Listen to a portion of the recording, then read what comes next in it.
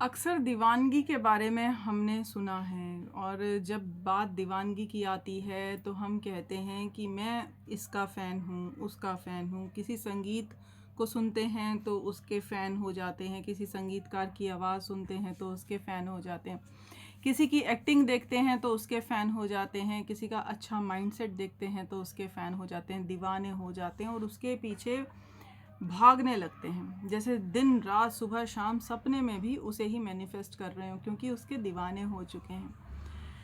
आज एक बात है, आज दीवानगी को समझ लेते हैं ज़रा, क्योंकि मेरी डिक्शनरी में दीवानगी सफलता की पहली सीढ़ी है और आखिरी भी। तो दीवाना होना क्या होता है, किसी का दीवाना होना क्या होता है, इस बात को बड़ी गहराई से समझेंगे। आज तक दीवानगी आपने बाहर महसूस करी है, लेकिन आज थोड़ा सा टर्न लेंगे कि ये दीवानगी आपको सफलता तक कैसे पहुंचाती है। अब बात करते हैं कि आप कह रहे हैं कि मैं फलां कलाकार का बहुत बड़ा दीवाना हूँ, हास्य कवि, हास्य कलाकार या कोई सीरियस एक्टिंग करता है, मैं बहुत बड़ा उसका कलाकार हूँ। तो पहले तो ये नोटिस करें, नोट डाउन करें कि आप जिसके भी दीवाने हैं पर्टिकुलरली उसकी किस क्वालिटी के दीवाने हैं। आवाज़ के, शायरी के, गायकी के, किस तरह की उसकी क्या क्वालिटी है, उस क्वालिटी को पहले नोट करें।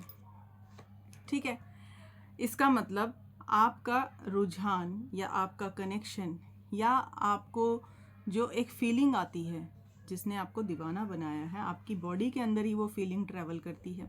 बाहर फीलिंग ट्रैवल करेगी तो आपको पता नहीं चलेगा। तो वो जो फीलिंग है वो आपकी बॉडी के अंदर ट्रैवल कर रही है, और वो जो ट्रैवल कर रही है वो इमोशंस, वो फीलिंग्स किस क्वालिटी पे आ रहे हैं।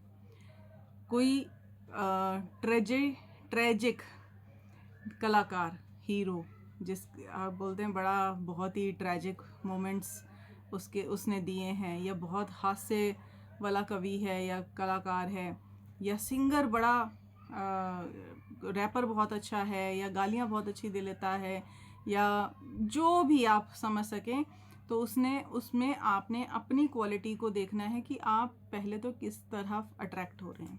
ठीक है, क्योंकि इमोशंस, फीलिंग्स अंदर आ रही हैं, अपने अंदर आ रही हैं। अब जिस इंसान के आप फ़ैन हुए जा रहे हैं, दीवाने हुआ जा रहे हैं, या जिस कला के आप दीवाने हुए जा रहे हैं, अगर आपको उनके साथ 2 दिन रहने का मौका मिले और उनकी डार्क साइड देखने का मौका मिले, तो भी क्या आप उनके फ़ैन रहेंगे? या वो आपको कुछ कड़वा बोल के हर्ट कर दें, तो आपको तो लगेगा कि यार मैं इसकी कला का दीवाना था, मैं तो फ़ैन हूँ इसका, इसने मेरे साथ ऐसा क्यों बोला।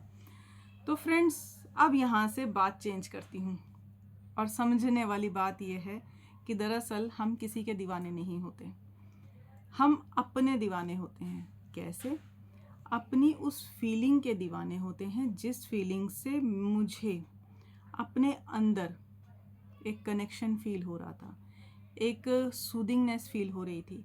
अगर सैड इमोशन भी था तो क्योंकि मैं सैड इमोशन कैरी कर रही थी, इसलिए मुझे वो कनेक्शन फील हो रहा था। अब पता चले कि जिसने ट्रेजिक सीरीज़ बनाई हैं वो तो बहुत ही मजाक उड़ाने वाला है, और उसके साथ खड़े हो जाओ तो वो 1 मिनट में चुटकियों में मजाक उड़ा देता है, और आपको भी उसने इंसल्ट कर दिया। 2 दिन आपको काम करने का मौका मिला या 2 दिन रहने, तो आपकी जो परत चढ़ी थी ना कि आप उसके दीवाने हैं, दरअसल आप उसके दीवाने नहीं थे, आप अपने इमोशंस के दीवाने थे, आप अपनी फीलिंग्स के दीवाने थे।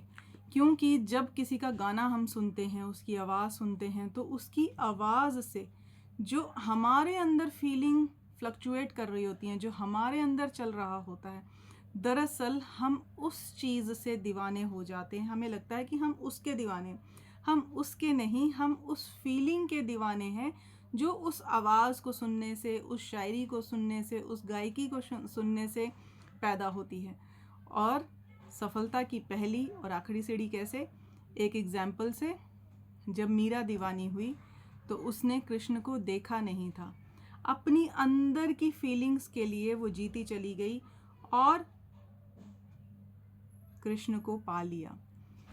तो इसी तरह हमारे जितने भी लेजेंड्स हुए हैं उन्होंने अपनी दीवानगी को फॉलो किया और उसको फॉलो करके सफलता को भी हासिल किया।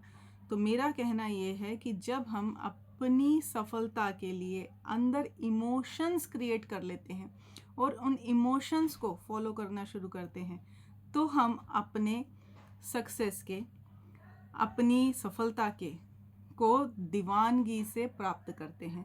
तभी बोलते हैं ना, दीवानों ने ही आज दुनिया बदली है, या दीवानगी ही एक मुकाम तक लेकर जाती है। ठीक है, तो दीवानगी जो है वो सफलता की पहली और शायद आखिरी सीढ़ी भी है।